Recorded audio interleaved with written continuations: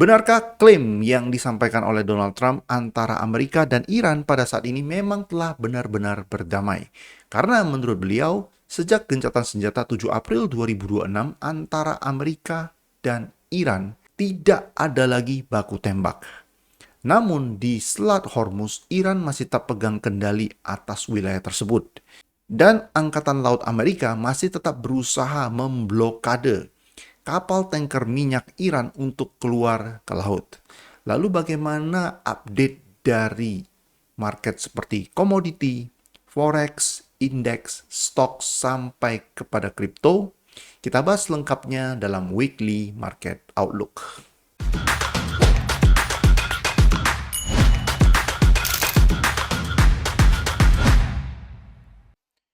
Oke, sebelum kita masuk ke chart, kita akan bahas sedikit dari sisi Forex Factory, ekonomi kalender terlebih dahulu. Untuk minggu ini, data yang penting itu adalah dari Australian Dollar, yaitu cash rate, di mana diperkirakan Australia bakal menaikkan tingkat suku bunganya dari 4,1 menjadi 4,35%. Dan fokus lain untuk minggu ini adalah di Jumat nantinya, yaitu data tenaga kerja, karena setiap bulan baru di US akan dirilis data tenaga kerja, yaitu Average Hourly Earning Index, Non-Farm Employment Change, dan Unemployment Rate. Jadi, Selasa dan Jumat adalah hari di mana dalam minggu ini market bakal volatile. Nah, nanti saya juga akan bahas ya satu pair yang berkaitan dengan yen, yaitu di mana pada hari Jumat lalu Bank of Japan melakukan intervensi. Nah, di chart nantinya saya akan mengulas apa yang terjadi dengan pergerakan yen setelah Bank of Japan atau bank sentralnya biasanya melakukan intervensi. Ya, apakah kali ini akan total reversal untuk drop ke bawah untuk mata uang versus yen, atau malah justru ini adalah opportunity untuk buyback kembali. Kita langsung aja ke chart. Oke, yang pertama seperti biasa kita akan mulai dari market komoditi, yaitu market emas terlebih dahulu. Nah, untuk market komoditi atau emas, ini saya akan mulai dari bigger picture seperti biasa. Yang pertama saya mau sampaikan adalah ini adalah impuls kita, ini adalah A, ini adalah B, dan ini adalah C. Ini adalah regular flat, complete regular flat. Oke, nah lalu di sini adalah impuls A, B, C, dan kita ada buy kemarin di hari Jumat di sini ya di harga 4570-an ya. Dan saat ini posisi tersebut sudah diamankan, ya artinya stop loss sudah di break even, tidak ada resiko lagi untuk trade tersebut. So what's next untuk ini? Nah, tadi pagi kita ada buy lagi 4603, oke. Stop lossnya mesti di bawah ini 4560, ya di bawah 4560. Kenapa? Karena kalau ini adalah trend continuation pattern ke atas, ini adalah impulse, ini adalah correction, ini adalah impulse. Nah, kalau ini adalah trend continuation pattern ke atas, artinya market akan berpeluang naik untuk break top di sini lagi, sekali lagi. Oke, koreksi, another up, tanpa break last higher low di sini. Ini adalah last higher low kita. Karena ini adalah lower low dan ini adalah higher low. Jadi saya nggak mau market untuk break low di bawah ini, sehingga SL-nya di bawah ini. Oke, target kenaikannya adalah di atas 4660, ya. The best case adalah 4680-an, ya di atas 4660. Oke, nah kalau kita breakdown ke time frame lebih kecil di 1 jam, nah ini adalah penurunan yang menurut saya sifatnya korektif. Ya, walaupun nggak terlalu jelas di time frame ini. Oke, ya dari tadi up down, dan saya nggak mau dia break di bawah 4560, ya 4560. Ini adalah invalidation untuk trend continuation pattern ke atas. Oke, nah setelah break di atas ini, ya menurut saya kita harus close trade kita. Karena kenapa? Karena dari bigger picture ada kemungkinan market ini dibuat drop kembali. Dari structure yang mana? Dari structure yang ini. Oke, jadi ini adalah impuls sebelumnya, drop. Ini bisa jadi A, ini bisa jadi B, dan ini bisa jadi C. Begini. Ini adalah apa? Ini adalah bigger consolidation dalam bentuk regular flat for another drop. Jadi di atas top di sini, one more up, karena ini turunnya korektif. Sekali lagi, jadi ini adalah 1, 2, 3, 4, 5 juga ke atas sebelum another drop. Oke, nah jadi fokusnya kita adalah upside terlebih dahulu. Di atas top ini kita akan consider untuk look for sell ya. Nanti kita akan update di hari Rabu tentunya. Oke, di midweek market update live session. Oke, jadi untuk sementara kesimpulannya apa? Kesimpulannya adalah masih ke atas kecuali dia break di bawah low di sini. Ya, 4560. Oke, target kenaikannya adalah break di atas 4660, the best case adalah 4680-an. Ya, jadi sekali lagi structure potensial untuk turunnya adalah ini adalah impulse sebelumnya, ini adalah A, ini adalah potensial B, dan ini adalah C seperti ini. One more drop bisa nggak? Bisa. Kenapa bisa? Karena dari bigger picture ini ada kemungkinan jadi WXYXZ. Oke, pola koreksi. Oke, pola koreksi WXYXZ. Dari mana WXYXZ-nya? Oke, ini impulse W, X, Y, ini semua, X, Z, sekali lagi. So, the best buy untuk kalian yang mau invest ya, untuk kalian mau invest, the best buy itu look for buy di bawah ini, 4099. By then, ini adalah 5 wave corrective structure ke bawah, seperti ini, 5 wave, before another up. Oke, the best buy untuk investment adalah di bawah 4099. Ketika dia break low di bawah ini, start to look for buy atau kalian boleh beli emas fisik. Oke, the bestnya di bawah ini. Ya, di bawah ini. 4099. Ini adalah low kemarin ya, ketika market crash di hari Senin. Ya, ini kan Monday. Ya, low di sini. Oke, 4099. Monday 23 Maret.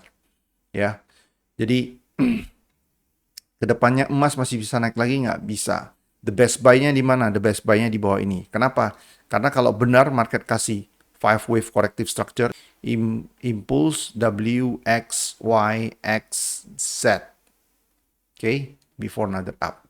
Up-nya kali ini bisa break another all-time high lagi. Tapi ini makan waktu lebih lama karena kita fokus dulu sekarang upside and then downside. Kemungkinan besar. Oke, itu dulu untuk emas. Next kita ke US oil. Nah, untuk US oil kita punya posisi sell. Kenapa punya posisi sell? Karena structure yang saya sudah bahas kemarin yaitu break di atas ini. Kalau dia kasih sell setup 105. Dan kita ada sell di sekitar 107. SL-nya. Ya, TP-nya adalah di 91. Kenapa 91? Karena ini. Kalau benar ini adalah structure-nya A, B, C. Ini adalah complete expanding flat drop. Dia mesti break low di sini, minimum. The best case dia break lagi di bawah ini. Oke, break lagi di bawah ini. Kalau dia break lagi di bawah ini, maka kita udah tahu untuk gambaran bigger picture-nya, ya, untuk bigger picture-nya ini bukan lagi contracting flat. Pada saat ini yang warna biru contracting flat. Oke, maka dia akan jadi begini. Regular sebelum another up. Jadi drop before another up. Ya, drop dulu lalu up. Itu adalah skenario ideal. Jadi untuk sekarang fokus untuk sell, jadi SL-nya juga udah di break even, udah aman. Jadi any sell setup kita bakal tambah, atau kalaupun dia break lagi sekali lagi di atas ini, as long as dia tidak break di atas top ini, ya 117, look for sell kembali. Ini adalah cerita kalau market dari sekarang shoot up naik ke atas, break di atas top ini, and then kita look for sell setup, sepanjang dia tidak break di atas top di sini, 11760. Oke, itu untuk US oil. Dari komoditi kita pindah ke forex ya. Pertama untuk GBP USD. Nah, untuk GBP USD saya punya planning untuk look for sell di sekitar 1.36 SL-nya di atas ini. Kenapa? Ini structure possible yang saya lihat ya, impulse A, B, C ya. Dan di sini 1.36 itu adalah area 61,8% ya dari retracement dari bawah ke atas. Oke, jadi impulse, correction, impulse, drop, ya. Oke. Nah, jadi di sini kita ada pending order 1.36, SL-nya kurang lebih 80 pips, TP-nya itu kurang lebih ya ini ya, 1/2, 160 pips ke bawah. Oke, itu untuk GBP USD. USD Yen. Nah, untuk USD Yen, nah ini adalah possible structure-nya menurut saya. Oke. Jadi ini adalah impulse A, B, C, expanding flat. Oke, possible expanding flat. Ini adalah intervention move ke bawah. Next-nya gimana? Oke, untuk next, ya, saya akan jelaskan dua possible skenario untuk buy. Ini adalah lowest low setelah intervention kemarin. Oke, dari harga sekarang kalau dia bisa break ke atas impulsively, tapi so far ini naiknya tidak impulsively. Ya, berdasarkan yang saya lihat di 1 jam ini. Dan di 4 jam kita bisa lihat ya, kita bisa pakai acuan time frame lebih besar. Ini drop, ini naiknya pelan. Oke, jadi alangkah baiknya kalau USD Yen ini one more drop, one more low di bawah ini. Sekali lagi. Oke, by then dia akan jadi begini, extend, ini adalah expanding, and then di bawah ini kita look for buy setup. Oke, nah idealnya itu skenario pertama. Skenario kedua adalah saya mau ini naik impulsively, tapi ini tidak terjadi kenaikan impulsively, karena kalau ini naik impulsively lalu diikuti dengan corrective structure seperti ini, maka saya sudah tahu ini adalah konfirmasi tren akan berlanjut dari sini. Artinya dia tidak akan break low di bawah ini lagi. Namun kenaikan ini so far adalah sangat korektif. Jadi setelah ini kita akan tunggu one more drop di bawah ini and then we look for buy set up. Oke, itu untuk USD Yen. Dari Forex kita pindah ke indeks. Yang pertama adalah Dow Jones. Nah, untuk Dow Jones ini adalah expanding flat ya. Jadi kita punya posisi buy dari 47 ribuan ya di sini 47.500-an. At the moment SL itu plus 1000-an pips, 48.600-an SL kita. Nah, target saya adalah break this all time high ini ya 50.500-an, 50.600 kita mau TP di sana. Oke, sekarang saya lagi cari kesempatan untuk enter kembali sebelum all time high, yaitu ini. Jadi ini adalah impuls yang baru, drop. Saya mau dia naik korektif seperti ini. One more drop, ya idealnya adalah di 61,8 atau 71, 78,6 di antara ini. Saya tidak mau harga break di bawah ini, tidak mau. Oke, and then go back up. Ya, another all time high. Jadi untuk Dow Jones US 30 yang saya mau itu adalah dia break, consolidate, one more drop seperti ini before another up. Ya, targetnya adalah break another all time high. Oke, itu untuk Dow Jones. Next adalah Microsoft. Microsoft kita punya posisi buy di harga 489. At the moment stop loss itu ada di zona aman, di break even minimum. Oke, nah sekarang target kenaikan saya seperti yang saya sebutkan adalah di atas 555. Oke, dia break di atas stop di sini. Oke, dan ini ada pertanda bagus, yaitu dia udah break last lower high, ya, dan sekarang ini menurut saya lagi konsolidasi. Konsolidasi ini adalah pertanda bahwasannya market kemungkinan besar tidak akan break lagi low di bawah ini, sehingga we are good to go to the upside to break this stop. Target terdekat menurut saya adalah gap di sini. Dia bisa tutup dulu kalau dia mau drop. Ya kita bicara nggak usah langsung optimis. Kalau dia naik tapi nggak naik sampai di atas, target terdekatnya di mana? Dia bisa close gap di sini dulu. Ya, sebelum another consolidation before another up. Oke, so Microsoft targetnya adalah upside. Next adalah BBRI. Ya, untuk saham BBRI ini menurut saya ini adalah impuls kita A, B, C, ya. Momentum ke bawah memang cukup deras. Tujuannya adalah untuk minimum swing trade. Minimum ya, minimum swing trade. Oke, zona untuk beli itu adalah 3150 sampai dengan 2690. Oke, invalidation di bawah 2110. Oke, jadi buat teman-teman yang mau swing trade ataupun mau invest, zona untuk DCA, kalau kalian mau DCA sistemnya, dollar cost averaging, di zona ini menurut aku. Oke, buat yang trading, final invalidation di bawah 2110. Oke, itu untuk BBRI. Target kenaikannya di mana? Break this top. The best case, all time high. Nah, top terdekat yang di mana? Yang di sini. Oke, kita tandai ya, biar kalian tahu. Top yang di sini. Karena ini adalah top impulse.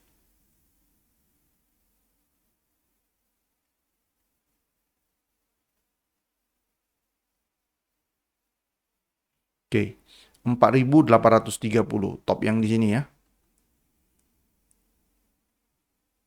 Ya, 4830. Oke, 4830 the best case di atas ini 6.500. Ya, itu untuk BBRI. Kategori market terakhir yang saya mau bahas itu adalah Bitcoin. Nah, untuk Bitcoin 80.000 kesentuh ya, dan kita belum ada posisi saat ini. Posisi terakhir itu kita ambil buy di sini namun kena swing. Lalu belum kena swing stop loss, lalu belum ada kesempatan enter sampai dengan sekarang market udah naik break ya semua top di sini. Nah, stand saya tidak berubah ya, sikap saya itu tidak berubah untuk Bitcoin ya. Kalian bisa lihat, ini saya sudah pernah jelaskan sebelumnya, ini adalah impulse, ini adalah correction, ini adalah impulse, ini adalah correction.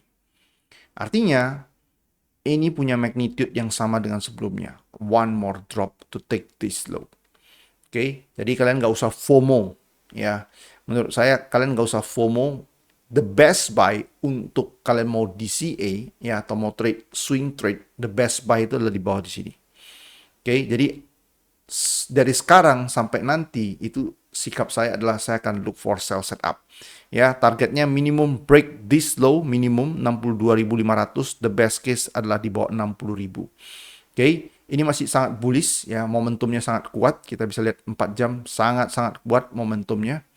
Oke, jadi untuk kondisi seperti ini yang mau saya lakukan adalah saya akan tunggu sampai memang market kasih reaction untuk downside.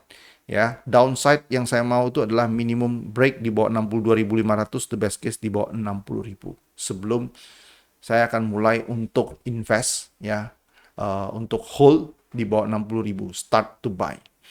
Oke, itu dulu untuk update kali ini. All the best for your trades. Kita akan ketemu lagi nanti hari Rabu untuk midweek market update live session jam 8 malam. See you again Wednesday. Bye-bye.